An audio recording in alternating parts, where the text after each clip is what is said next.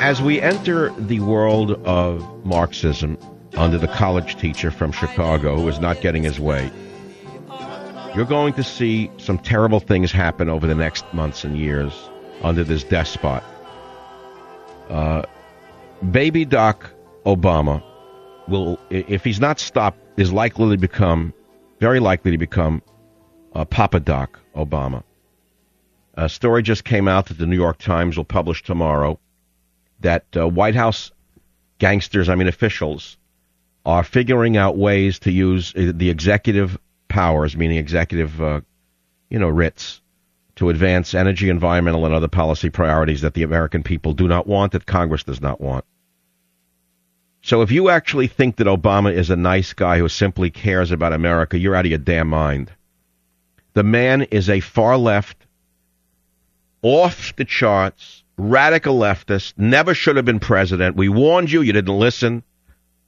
You're going to pay the price for it. Many of you who switched over from the Republican side to teach the Republicans a lesson, I warned you that even the old warhorse McCain, as bad as he was, would have been better. You didn't listen to me.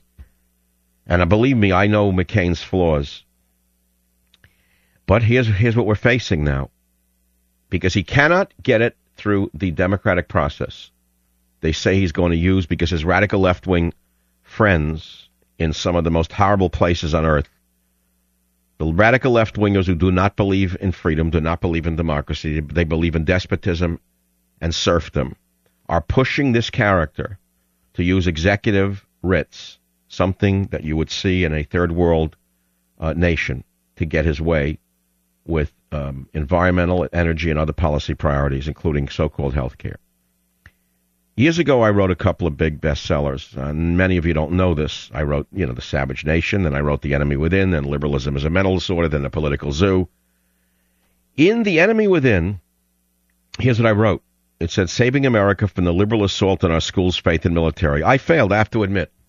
I did my best. I try to awaken you. I try to warn you. I wrote a book that I thought clearly laid out what the dangers were to we the people. It was published in 2003. It did very well, but it didn't save America. And I quoted in the beginning I quoted Cicero like this: a nation can survive its fools and even the ambitious, but it cannot survive treason from within.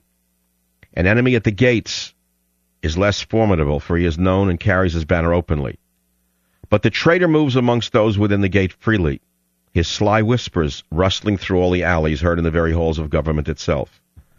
For the traitor appears not a traitor. He speaks in accents familiar to his victims, and he wears their face in their arguments.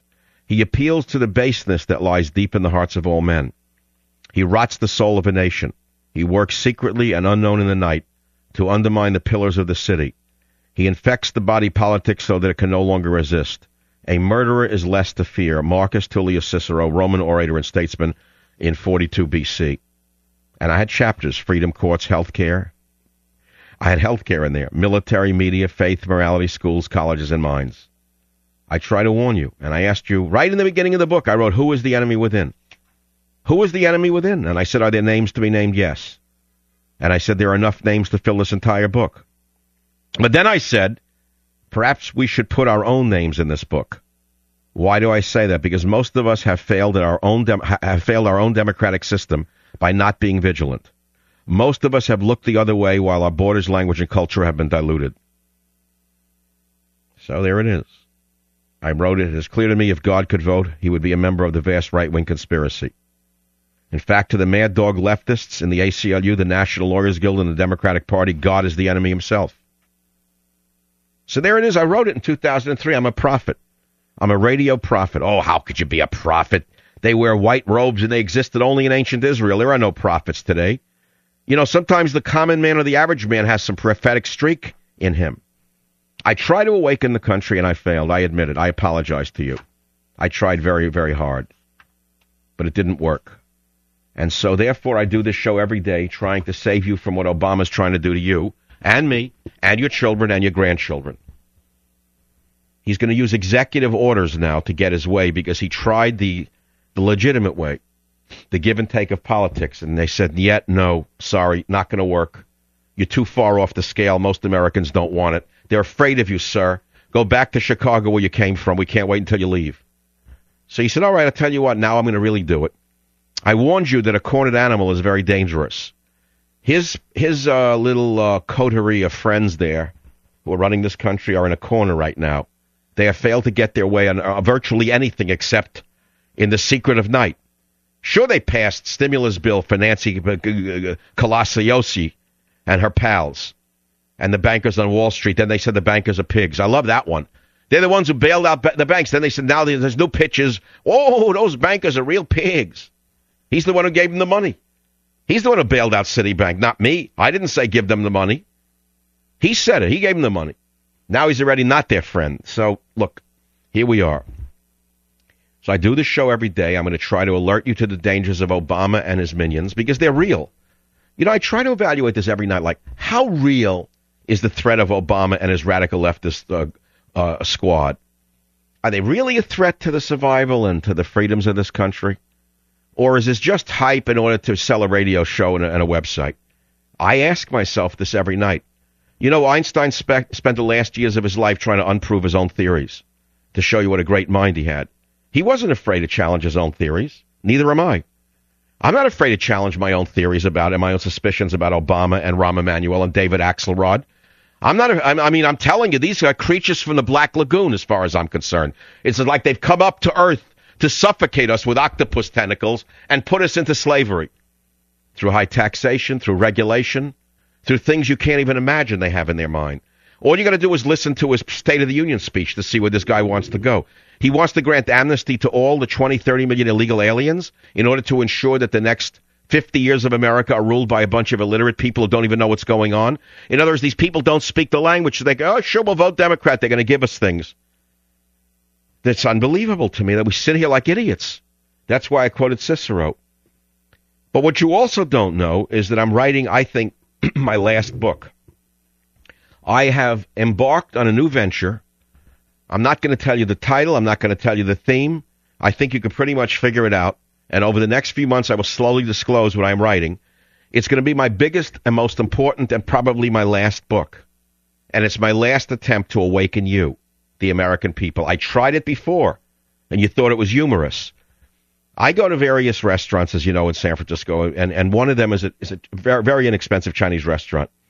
And the owner, who I think is probably as liberal as any or as nice as people can be, he pulled me over the other day. He said, you know, Michael, you were right all along. He said, we just didn't know it. He said, you were right all along. He said, the illegal aliens, they're not citizens. They're eating us alive. I said, well, Johnny, what can I tell you? I try to warn the people, but they didn't listen to me. And so now even people who are moderate centrists are coming to believe that Savage was right and is right about borders, language, and culture. Even the moderates in the middle have come to understand the danger they are in from this extremist, out of the ken of reality of Obama. This is not an ordinary Democrat. Make no mistake about it. He is not even a liberal by any definition. He is an extremist, a Marxist by every definition. Now, Europeans would understand this. But as I told you, we Americans are rather naive politically. We don't even understand what a socialist Marxist is. I know the word socialist has now resonated because you've heard it from Fox News, because Hemorrhoid copied me. He's a very good student, and he's a very smart baby-faced student, which is good. And it finally got through to everybody. Yes, he's a socialist. But as I first started using this word, you didn't know what it was. I was the first in the radio to tell you he was a socialist. Yeah, oh, socialist. And I love the midstream media. Says, oh, some call him a socialist. What's so shocking about that? He's a naked, proud socialist. There are about 30 varieties of socialist. They range all the way from the benign to the terrible. Hitler was a socialist. Stalin was a socialist. Pol Pot was a socialist. Those are the extreme varieties of this illness called socialist.